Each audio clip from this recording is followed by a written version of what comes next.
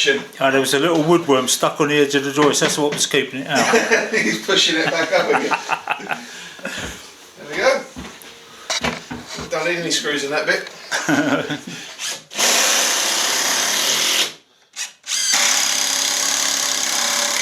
So we've screwed that down, and we are literally screwing every 100mm in every direction on the joists and the noggins.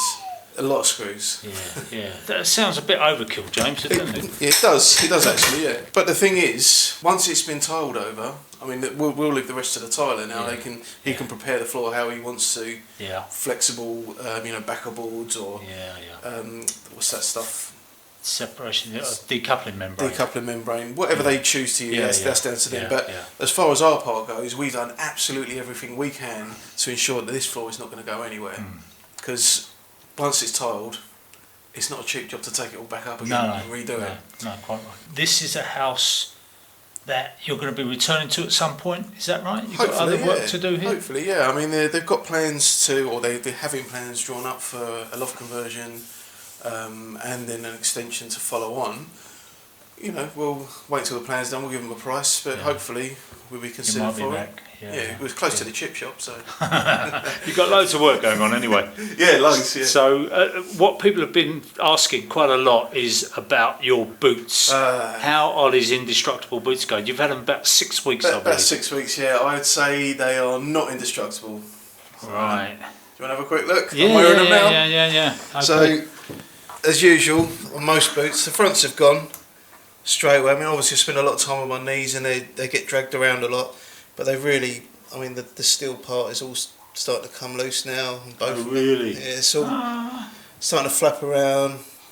I mean, that considering what they looked like from the beginning, I didn't have high hopes because of this fabric front.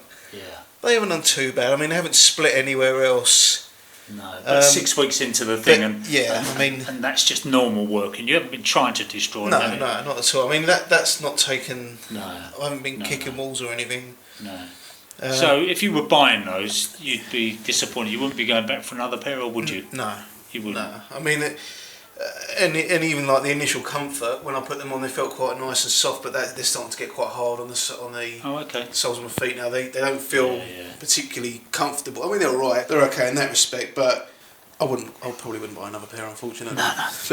Well, you didn't buy those, to be fair. Well, no. But you were our test guinea pig for them, and thanks very much for that. No, we'll have to see if we can find somebody else who wants to chance their arm or chance their foot, if you like, with their boots, because no, it's a good test. I mean, I always thought that, doing some stupid test with angle grinders, sledgehammers and everything else on a pair of boots wasn't really going to tell people what they wanted to know. Whereas you have told them 6 weeks into it, you've got, nothing to gain or nothing to lose by telling the truth, and that is what you found. So that's fair enough. Well, let's hope we can get you some more boots before they really do give up the ghost, because winter is coming. Yeah, I'll be wearing flip-flops soon if they carry on like this.